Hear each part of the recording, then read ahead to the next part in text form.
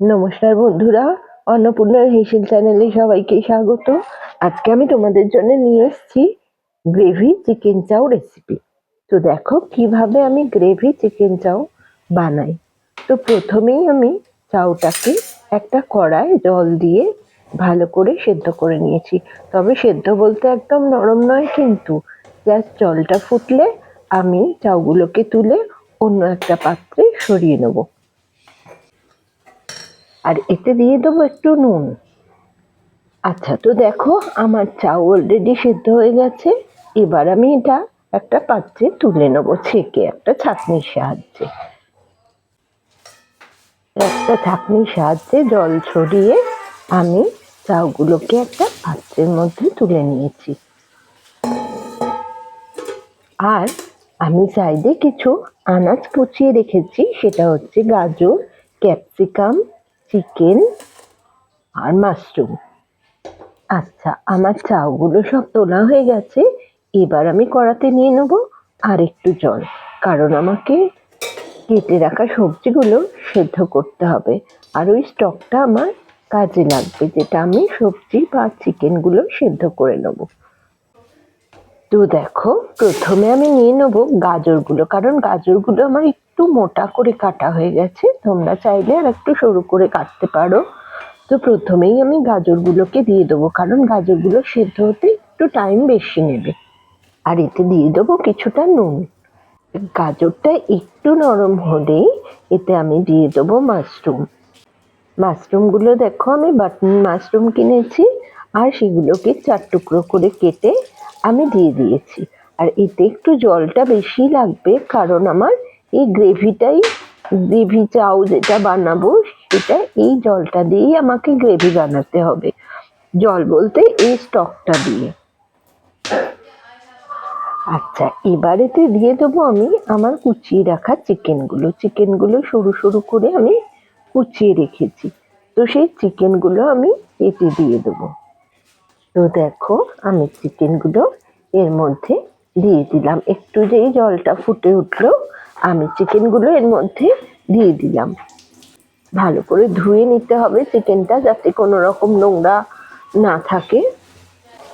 আর নুনটা একটু পরিমাণ মতো দিতে হবে, তার কারণ এই স্টকটা আমার ওই গ্রেভির কাজে লাগবে। তো নুনটা ঠিক মতো যেন টেস্টটা ঠিকঠাক আসে। আচ্ছা, এবার এতে দিয়ে দেবো, এটা একটু ফুটে গেছে, এতে দিয়ে দেবো আমি ক্যাপসিকাম। এতে আরো অনেক রকম আনাজ দেওয়া যায়, অনেক রকম বলতে এতে বিনস দেওয়া যায়। তো বিনসটা আমি আজ আর দিইনি। এর মধ্যে ক্যাপসিকামটাও দিয়ে দেবো। দিয়ে আমি ভালো করে জাস্ট, খুব বেশি যেন ভ্যাতভ্যাতে না হয়ে যায়, একটু হালকা নরম হবে, তো আমার সবজিগুলো সেদ্ধ হয়ে যাবে। খেতে খুব ভালো হয়, খুব তাড়াতাড়ি বানানো যায়। তোমরাও করে খেয়ে দেখো। আর যদি ভালো লাগে আমার রান্নাগুলো লাইক, শেয়ার, কমেন্ট করো। আর আমার ফেসবুক পেজটা ফলো করতে ভুলো না। আর আমার ইউটিউব চ্যানেলটা সাবস্ক্রাইব করে দিও।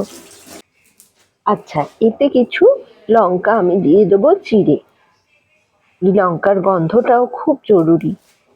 লঙ্কাগুলোকে চিড়ে আমি এই সবজিগুলো যখন সিদ্ধ হচ্ছে এর মধ্যে দিয়ে দেবো।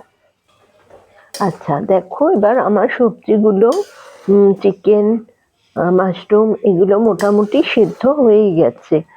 খুব একদম ভ্যাদভ্যাদে সিদ্ধ যাতে না হয়ে যায়, তাহলে টেস্টটাই নষ্ট হয়ে যাবে। তো আমার মোটামুটি এটা সিদ্ধ হয়ে গেছে। এবার আমি গ্যাসটাকে নিভিয়ে দেবো, দিয়ে কিছুক্ষণ এটা ঠান্ডা হতে দেবো। আচ্ছা, আমি যে চাউটা সিদ্ধ করে রেখেছিলাম তার মধ্যে আমি কিছু জিনিস অ্যাড করব। সেটা হচ্ছে, প্রথমে এতে আমি একটু তেল দিয়ে দেবো, যাতে ওই চাউটা না জড়িয়ে যায়। আর যেটা আমি সবজি সেদ্ধ করেছি ওটাতেও আমি অল্প, খুব বেশি পরিমাণ না, অল্প পরিমাণ তেল ছড়িয়ে দেবো। এতে খুব বেশি তেল লাগে না, কোনো মশলা লাগে না, খুব সহজ পদ্ধতি, কিন্তু খেতে খুবই ভালো হয় আর হেলদিও বটে। তোমরা সবাই করে খেয়ে দেখো। আচ্ছা, চাউয়ের মধ্যে আমি তেল দিলাম আর দিয়ে দিচ্ছি কিছুটা নুন। নুনটা খুব বেশি দেওয়া যাবে না, কারণ আমি অলরেডি সবজি সেদ্ধতে নুন দিয়েছি। এবার আমি চাউগুলো আস্তে আস্তে হাত দিয়ে ছাড়িয়ে নেব, কারণ এটা সিদ্ধ করে রাখা গরম ছিল তো ওটা জড়িয়ে যায়, তো সেই জড়িয়ে যাওয়াটার থেকে আমি এটা ছাড়িয়ে নেবো আস্তে আস্তে। তেল দিয়েছি তো অলরেডি ওটা একটু হাত দিয়ে নাড়াচাড়া করলেই ছাড়িয়ে আসবে। তো দেখো আমি চাউগুলো আস্তে আস্তে ছাড়িয়ে নিচ্ছি। দেখো চাউগুলো ঝরঝরে হয়ে গেছে, সব আলাদা আলাদা হয়ে গেছে, জড়ানোর কোনো ব্যাপার নেই। আচ্ছা, এবার দেখো আমার সবজিগুলো সেদ্ধ হয়ে গেছে, নরম হয়ে গেছে। হাত দিয়ে একটু কেটে দেখে নিতে হবে সবজিগুলো সেদ্ধ হয়েছে কিনা। তো সুন্দর সেদ্ধ হয়ে গেছে। এতে মেন ইনগ্রিডিয়েন্টস হলো গোলমরিচ। আমি এই টকটার মধ্যে সবজির মধ্যে বেশ কিছুটা পরিমাণ গোলমরিচ দিয়ে দেবো, যাতে খুব ঝাল না হয়ে যায় সেটা দেখতে হবে, কিন্তু যাতে গন্ধটা এবং টেস্টটা ঠিক থাকে সেরকম গোলমরিচটা দিতে হবে। আর দিচ্ছি কিছুটা আজিনামতো। আজিনামতোটা অপশনাল, কেউ যদি মনে করো যে না আজিনামতো ইউজ করবো না, নাই দিতে পারো। আমি খুব অল্প পরিমাণে আজিনামতোটাই ইউজ করলাম, অল্প একটু দিয়েছি। এবার কিছুক্ষণ এটাকে ঠান্ডা হতে দেব। ঠান্ডা হয়ে গেলে এবার আমি স্টকের থেকে কিছুটা স্টক আমি তুলে নেব একটা পাত্রে। তো দেখো আমি একটা কাপে কিছুটা স্টক তুলে নেব। খুব গরম তুললে হবে না, কিন্তু এটাকে ঠান্ডা করে নিয়ে তবেই তুলতে হবে স্টকটা। এবার আমি এতে দিয়ে দেবো 4 থেকে 5 চামচ কর্নফ্লাওয়ার।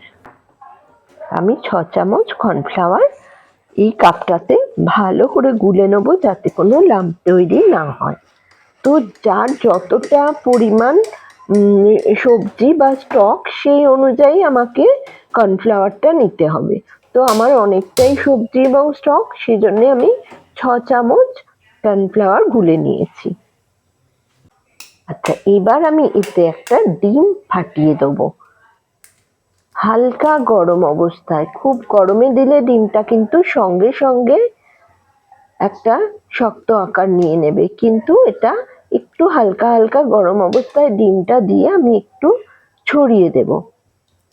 দিয়ে কিন্তু খুব নাড়াচাড়া করব না, তাহলে কিন্তু এটা অন্যরকম একটা আকার নেবে। তো একটু রেখে দিলেই ডিমগুলো আস্তে আস্তে স্টিফ হয়ে যাবে। ডিমটা দিয়ে আমি একটু ফুটিয়ে নেব। আচ্ছা, এইবার আমি এতে আস্তে আস্তে কর্নফ্লাওয়ারের গোলাটা ঢেলে দেবো। আঁচটা কিন্তু আমাকে সিম রাখতে হবে, খুব বেশি ফুটলে এটা সঙ্গে সঙ্গে জায়গায় জায়গায় শক্ত মতো হয়ে যাবে। এবার আমি আস্তে আস্তে করে কর্নফ্লাওয়ারটা ঢালবো আর নাড়তে থাকবো। একটা ঠিক মতো গ্রেভি তৈরি হবে, এটাই হচ্ছে গ্রেভি। তো খুব বেশি ফোটাতে হবে না, যেই থিকনেসটা এসে যাবে আমাকে গ্যাসটা নিভিয়ে দিতে হবে। আর এইবার আমার পরিবেশনের পালা। অলরেডি আমার গ্রেভি চাউ তৈরি, চাউ সেদ্ধ হয়ে গেছে, গ্রেভি তৈরি হয়ে গেছে। তো এবার আমার পরিবেশনের পালা। তো আমি প্রথমে প্লেটে নেব কিছুটা চাউ। দেখো আমি প্লেটে কিছুটা চাউ নিয়ে নিয়েছি। এবার সেই চাউয়ের ওপর আস্তে আস্তে করে কিছুটা গ্রেভি আমি দিয়ে দেবো, তাহলেই আমার গ্রেভিটাও রেডি। এবার এটাকে খেয়ে দেখো, আমরা তো খাবোই, তোমরা করে খেয়ে দেখো কেমন হলো। খুবই সুন্দর হয়। তো চলো, আজকে আমার গ্রেভিটাও রেডি। তো আজকের মতো এখানেই। চলো টাটা, আবার নতুন কোনো রেসিপি নিয়ে। চলো আজকে টাটা।